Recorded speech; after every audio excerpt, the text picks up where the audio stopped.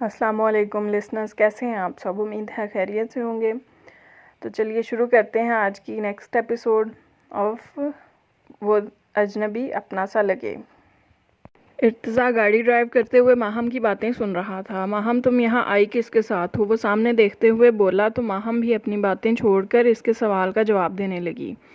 Sameer cab से छोड़कर गया था। माहम, ये कोई टाइम नहीं है किसी के घर आने जाने का। ना जाने क्यों वो इसे डांट गया। जहन की उलझनें भर रही थीं। चाचू, मेरी दोस्त बीमार थी, मैं घर से इजाज़त लेकर आई थी इसकी तीमारदारी के लिए। माहम को बुरा लगा था चाचा का यूं कहना, इसीलिए मुंह बनाकर बैठ गई। क्या हुआ है इसे? वो चौंक कर बरजस्ता पूछा।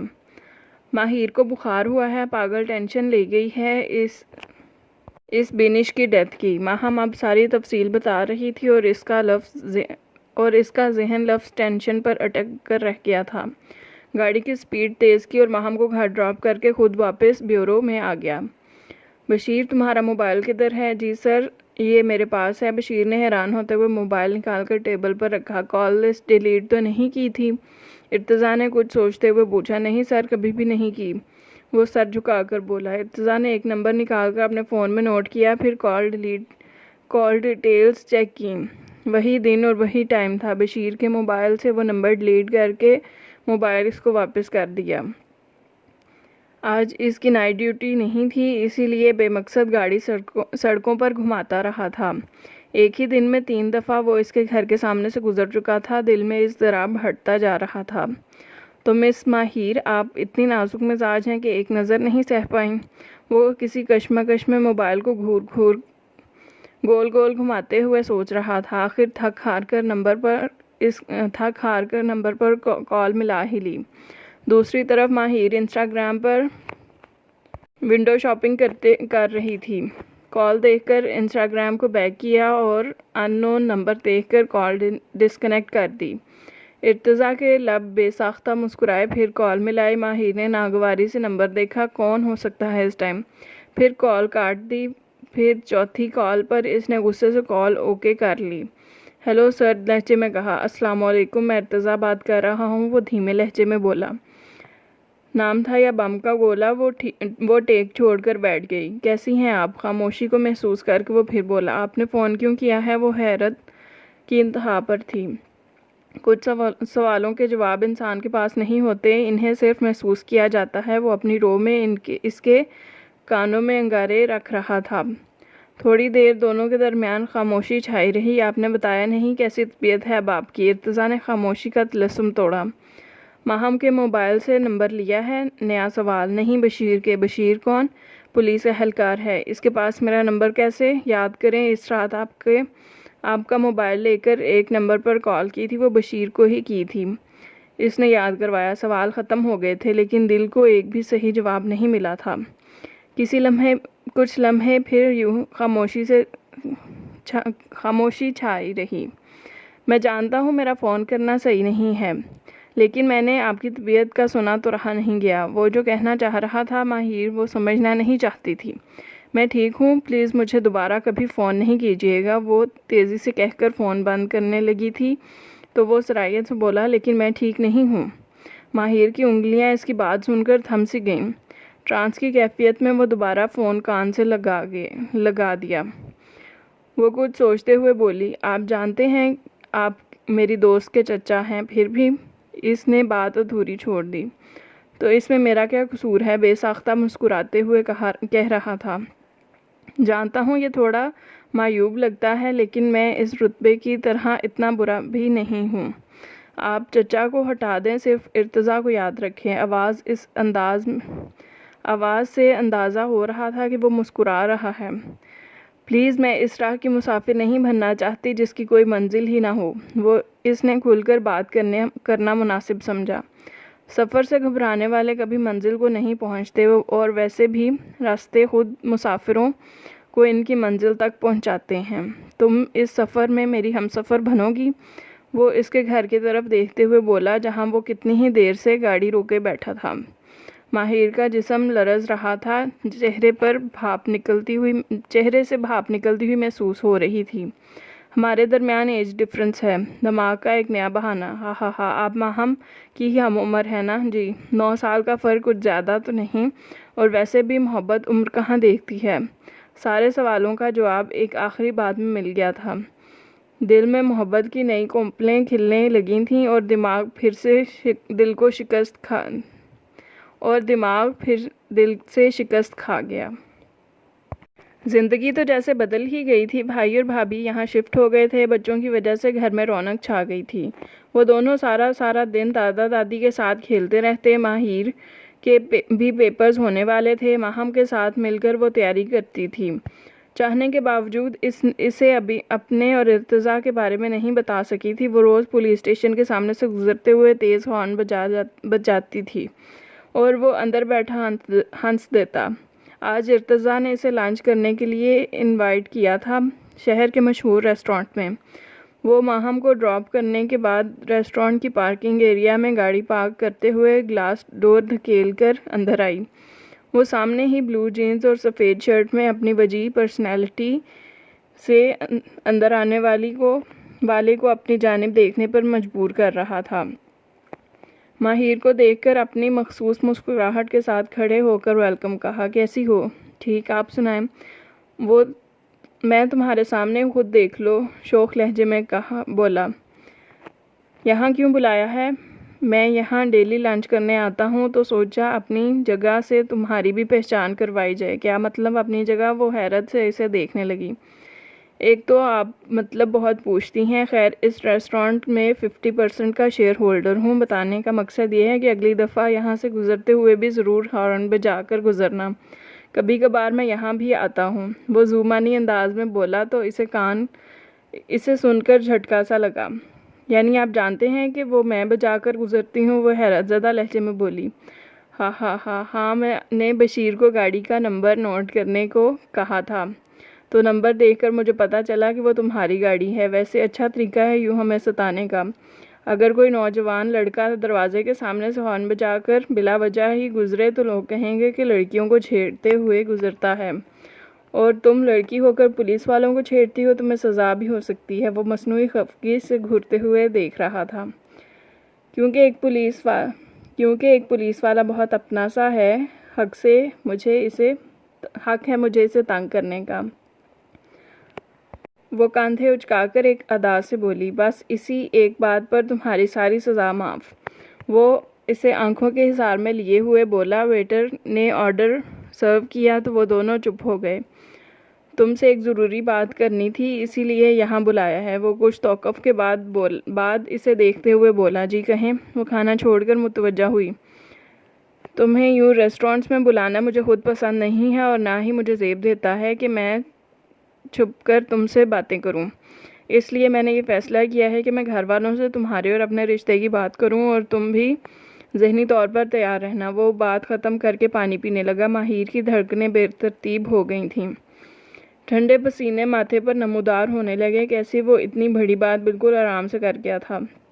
इसने टिश्यू से मुंह साफ़ किया। इर्तिज़ा ने इसकी हड़बड़ाहट को महसूस किया और लबों पर बेसाख्ता मुस्कुराहट दौड़ गई। पानी का ग्लास उठाकर इसके आगे पेश किया, जिसे माहिर ने आराम से बिना देखे थाम लिया। एक और बात, वो धीमे लहजे में फिर से बोला। माहिर नर्वस सी हो गई। यानी अभी कुछ और भी रहता है कहने को? अभी पहली बात तो हज़म कर लेने दें। लेकिन बोली कुछ नहीं। माहिर, मंगनी पर मैं यकीन नहीं रखता और ना ही मुझे पसंद है, इसलिए डायरेक्ट निकाह होगा। वो मुस्तहकम लहजे में दबी दबी मुस्कुराहट से माहिर को देखते हुए बोला।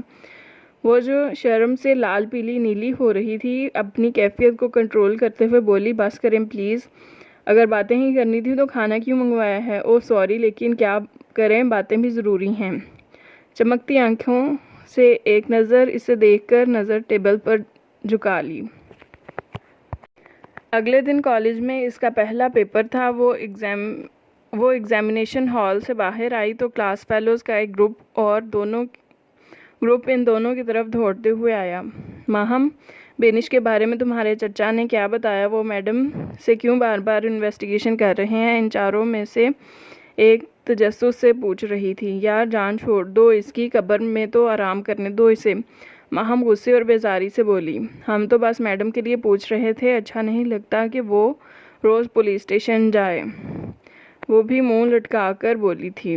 पहले चचा को लगता था हो सकता है मैडम ने डांटा हो, लेकिन इन्वेस्टिगेशन के बाद पता चला है कि इसके घर वाले इसे टॉर्चर कर रहे थे। घर के झगड़ों से तंग आकर इसने सुसाइड कर ली है, माहम ने तासुफ भरे लहजे में तफसील बता रही थी। इर्तज़ा ने यह सब रात को ही इसे बताया था। वो सब सुनकर वापस अपनी चमगोइयाँ करने लगी।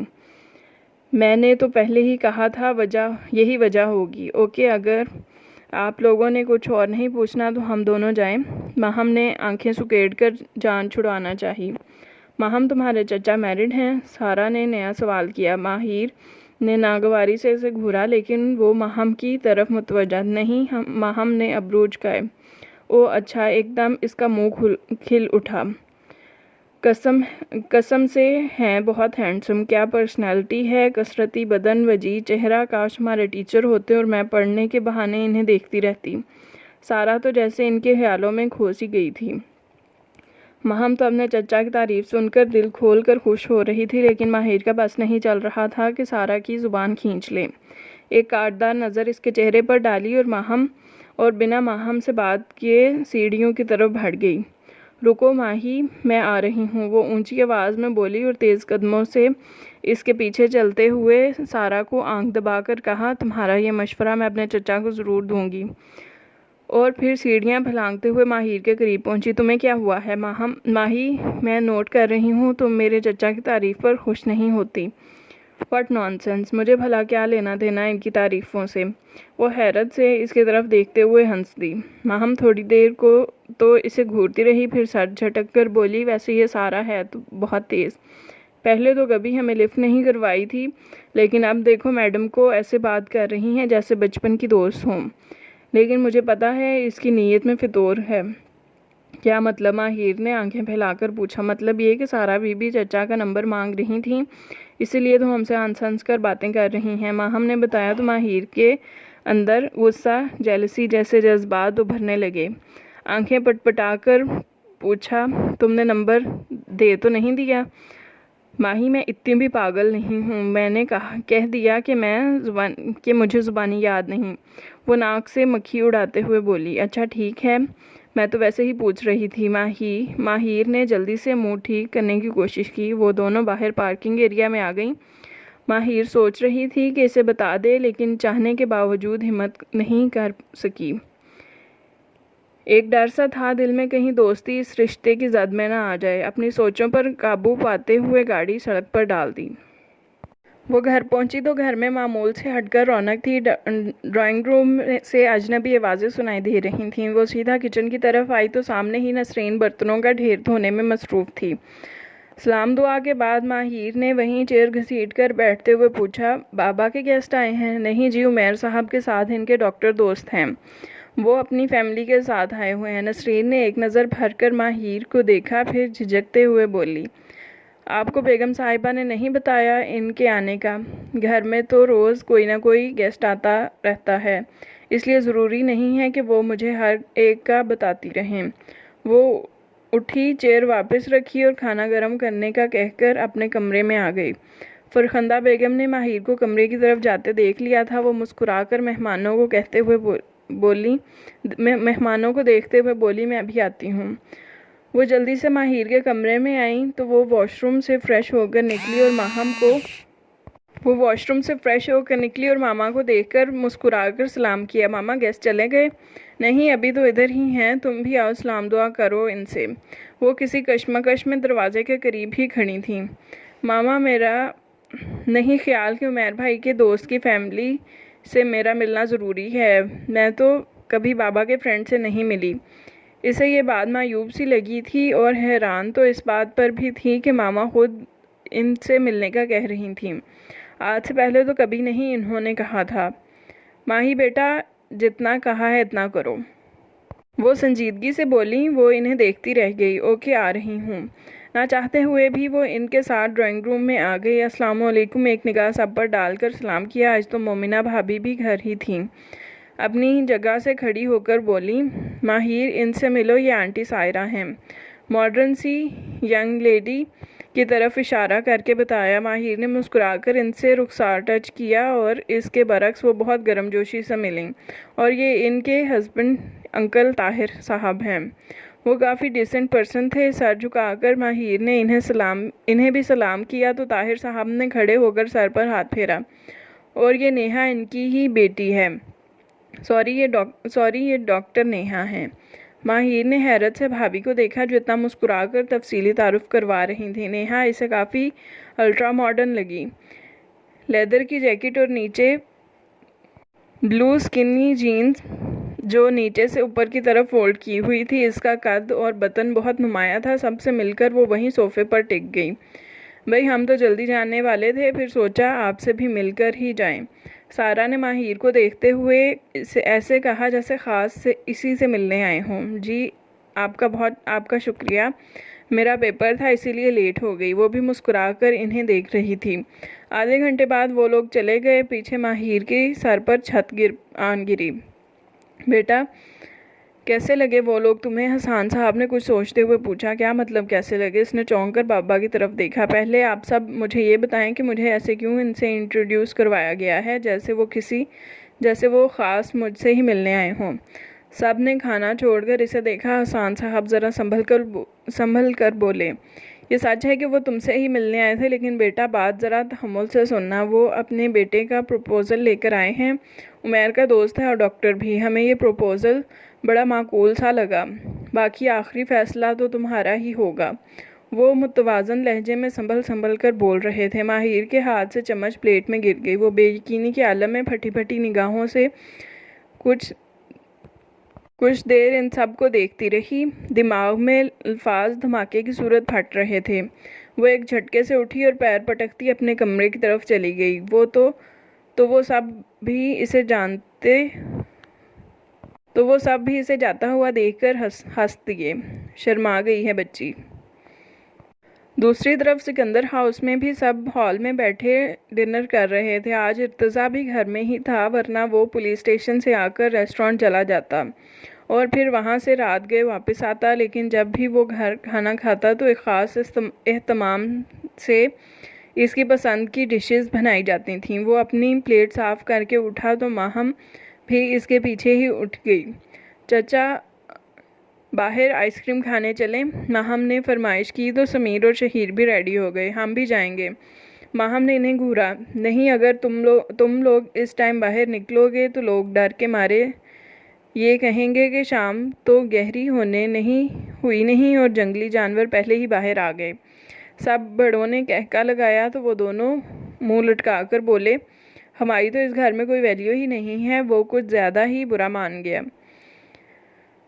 क्योंकि तुम दोनों को हम जंगल से उठाया था। माहम ने आंखें निकाल कर कहा तो शाज़िया बेगम ने फ़ौरन माहम को डांटा। भाइयों को ऐसे नहीं कहते। वो इनको भी साथ लेकर जाओ, वरना तुम भी घर ही रहो। माहम फ़ौरन सीधी हुई। मामा के मूड का क्या भरोसा, ये धमकी हकीकत में भी बदल सकती थी। मामा अब आप कह रही हैं तो ले ही जाएंगे इन्हें भी। क्यों चाचू?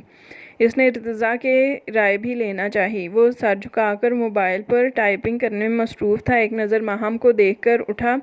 मैं रूम से चाबी लेकर आता हूँ। हाथ में पकड़े हुए मोबाइल से कॉल मिलाई। माहिर जो पिछले आधे घंटे से मुसलसल इस तराबी अंदाज में चक्कर काट रही थी, गुस्सा इतना था कि दिमाग सोचने समझने से कासिर था। मुझे बताए बगैर शोपीस की तरह इनके सामने पेश कर दिया। सोच कर इसका दिमाग फट रहा था। मोबाइल की स्क्रीन चमकने लगी तो इसका ध्यान भी हटा। मोबाइल पर नंबर देखे बगैर ओके कर लिया। हेलो, अस्सलाम वालेकुम। वालेकुम सलाम। तैयार हो जाओ, हम आइसक्रीम के लिए तुम्हें भी पिक करेंगे। वो मसरूर अंदाज में बोलते हुए एक हाथ से जैकेट पहनने की कोशिश कर रहा था। मुझे कहीं नहीं जाना, वो चबा कर कहती हुई फ़ोन बंद कर गई। इर्तज़ा इसके सर्द लहजे को महसूस करते हुए हैरान होकर स्क्रीन को देखता रह गया। नीचे आया तो वो तीनों तैयार खड़े थे। इर्तज़ा को आता देखकर शाज़िया बेगम फ़ौरन बोली, खाला को भी साथ ले जाओ, ख़ुद तो वो कहीं नहीं गई और तुम लोगों को भी इसका ख्याल नहीं आएगा। इर्तज़ा कुछ कहे बगैर बाहर निकल आया और गाड़ी स्टार्ट की। एक दफ़ा फिर मिस कॉल की, लेकिन माहिर ने मोबाइल फ़ोन म्यूट कर दिया। इनबॉक्स ओपन किया तो 4 मैसेज आए हुए थे जो शायद इर्तिज़ा ने कॉल से पहले सेंड किए थे। कैसी हो? हम तुम्हें पिक करने आ रहे हैं। किधर हो? Reply me. माहिर ने मोबाइल बंद करके बेड पर फेंक दिया और दोनों हाथों से सर को दबाने लगी। गाड़ी में इरम खाला आगे बैठी थीं, माहम, समीर और शहीर पीछे। इर्तिज़ा खामोशी से ड्राइव कर रहा था। पीछे बैठे हुए वो मुसलसल एक दूसरे की टांग खींच रहे थे। 1 मिनट चाचू, हम तो माही के घर के सामने से गुजर रहे हैं। माहम एकदम पुरजोश होते हुए चिल्लाई। तो इर्तिज़ा ने मसरूफ़ से अंदाज में पूछा। इसने जानबूझकर गाड़ी इस तरफ से लाई थी, वरना तो इनके अपने घर के करीब आइसक्रीम पार्लर था। तो ये कि जल्दी से गाड़ी रोके, मैं अपनी दोस्त को भी साथ लेकर जाऊंगी। वो फ़ौरन आगे होकर हैंडल पर हाथ रख कर बोली। इर्तिज़ा ने गाड़ी दरवाजे के सामने रोक दी तो माहम ने छलांग लगाकर दरवाजे के सामने खड़े होकर बेल पर हाथ रख दिया। इर्तिज़ा दिल ही दिल में अपने आप को दाद दे रहा था, अब देखता हूँ कैसे नहीं आती। उमैर ने दरवाज़ा खोला। माहम वहीं खड़ी होकर बोली, भाई माहिर को हमारे साथ बाहर भेजें प्लीज़। उमैर ने इसे अंदर जाने का कहा तो खुद इर्तिज़ा से सलाम दुआ करने गाड़ी की तरफ आ गया। इर्तिज़ा ने भी अपनी तरफ आता देखकर खुशदिली से बाहर निकलकर मुसाफा किया और वो दोनों बातों में लग गए। 5 मिनट तरले मिन्नतें करने के बाद माहिर बेदिली से चादर ओढ़कर बाबा से परमिशन लेकर बाहर आ गई। इतनी ठंड में भी तुम्हें आइसक्रीम खाने की पड़ी है? वो मुंह बसोर कर माहम को देखकर बोली थी। मैडम, आइसक्रीम का ज़्यादातर मज़ा सर्दियों में ही आता है, गर्मियों में तो वो मुंह में जाने से पहले ही ज़मीन बोस हो जाती है। माहम खुद ही अपनी बात पर कहका लगाकर हंसी। दरवाजे से बाहर निकलते हुए ही इसकी नज़र इर्तिज़ा पर पड़ी थी। उमैर के साथ वो महवे गुफ्तगू था। ब्लैक लेदर की जैकेट और ब्लू जीन्स में वो अपनी पुरकशिश मुस्कुराहट के साथ चांद की रोशनी में ज़मीन पर चमकता हुआ सितारा लग रहा था। माहिर के दिल में खौफ पैदा हो रहा था इसे खो देने का। वो एक तीखी नज़र इस पर डालकर पीछे इनके साथ बैठ गई। वो खुद नहीं समझ पाई कि आखिर वो इर्तिज़ा से क्यों नाराज़ हो रही है। वो उमैर से हाथ मिलाकर गाड़ी में आ बैठा। एक नज़र पीछे देखकर गाड़ी रोड पर डाल दी। माही, तुम्हारा मूड क्यों ऑफ है?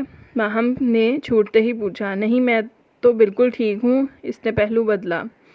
अगर कोई बात है तुम मुझसे शेयर कर सकती हो। माहम ने कान के करीब सरगोशी की। नहीं, कोई बात नहीं है, अगर होती तो तुम्हारे कहने से पहले ही तुमसे शेयर कर लेती।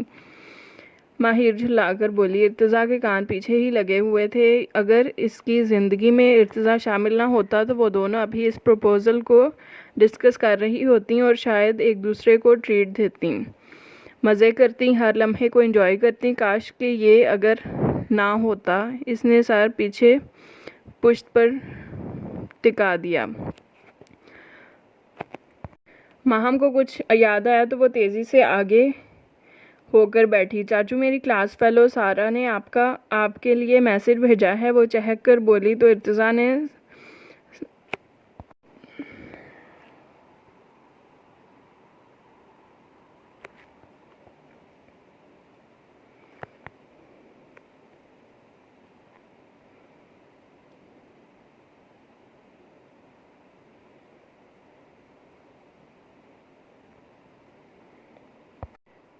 तो इर्तिज़ा ने सेंट्रल मिरर से पीछे की तरफ देखा।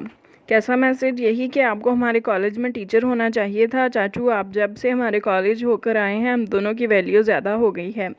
वो पूरी दास्तान सुनाने को तैयार थी। माहिर ने इसे कोहनी मारी तो वो तड़प कर पीछे हुई। माहिर ने इसे चुप रहने का इशारा किया। अंदाज ऐसा था कि चाचा नामा घर जाकर खोलना, हमारे कान ना खाओ। इर्तिज़ा का जानदार कहकर पूरी गाड़ी में गूंजा। अगर ये ऑफ़र कोई और करता तो मैं ज़रूर सोचता इस बारे में, वो ज़ूमानी अंदाज में कहता गाड़ी आइसक्रीम पार्लर के सामने रुक गया। वो सब जहलुम के मशहूर आइसक्रीम पार्लर के बाहर बैठे थे। सब ने अपनी पसंदीदा फ्लेवर ऑर्डर किया। माहिर का चॉकलेट फ्लेवर रेडी हो रहा था। माहम खाला